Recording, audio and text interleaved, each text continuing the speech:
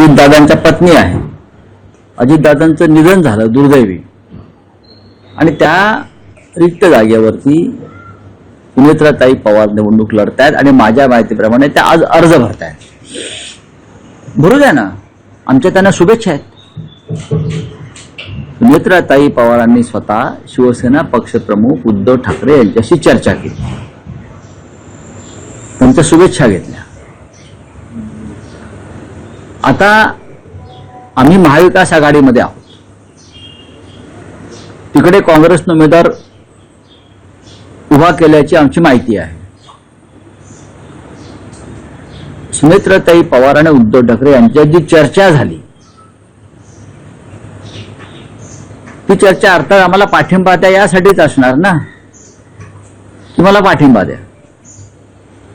अशाच प्रकारचा दूरध्वनी त्यांनी हर्षवर्धन सपकाळ यांनाही केला. छगन भुजबळ आणि त्यांच्या पक्षाचे काही नेते अशा प्रकारच्या पाठिंब्यासाठी शरद पवारांनाही भेटले. त्याच्यामुळे हा निर्णय काय एकटा उद्धव ठाकरे साहेबांचा आहे का? नाही, याच्यामध्ये खूप प्लेयर्स आहेत. बारामती हा पवारांचाच गड आहे. तिथे काय निकाल लागणार सगळ्यांना माहिती आहे.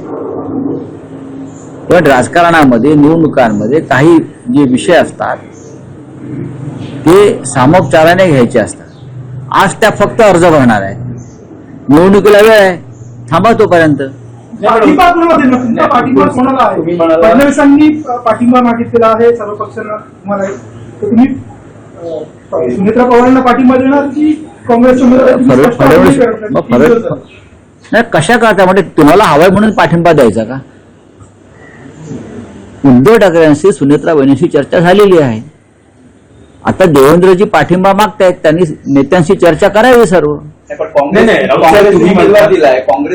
दिलाय ना. महाविकास आघाडी म्हणून तुम्ही काँग्रेस सोबत जाणार की मग? अहो, आता अर्ज भरणार ना आज, मग अर्ज मागे घ्यायची वेळ येते, अर्जाची छाननी होते. हा, मग निवडणुकीचा नारळ फुटतो प्रचाराचा, मग पुढे 10 दिवस प्रचार होणार. त्या काळामध्ये पाठिंब्याचा प्रश्न निर्माण होतो. तिथे शिवसेनेचा उमेदवार आहे का? नाही. तिथे राष्ट्रवादी काँग्रेसचा उमेदवार आहे का? नाही. पण नक्कीच महाविकास आघाडीतला प्रमुख घटक पक्ष असलेला काँग्रेसनं उमेदवार दिलेला आहे. काँग्रेसची एक भूमिका आहे सातत्याने की ते शक्यतो बिनविरोध निवडणुका जो पॅटर्न आहे त्या पॅटर्नला ते विरोध करतात.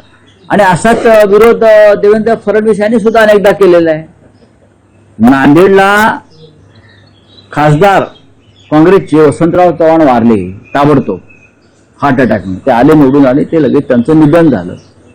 तेव्हा आम्ही त्यांना सगळ्यांना विनंती केली होती की बिनविरोध होऊन जाऊ द्या. पण तरीही देवेंद्र फडणवीस आणि त्यांच्या पक्षानं तिकडे उमेदवार दिला आणि अमित शहांपासून अनेक नेते प्रचाराला आले.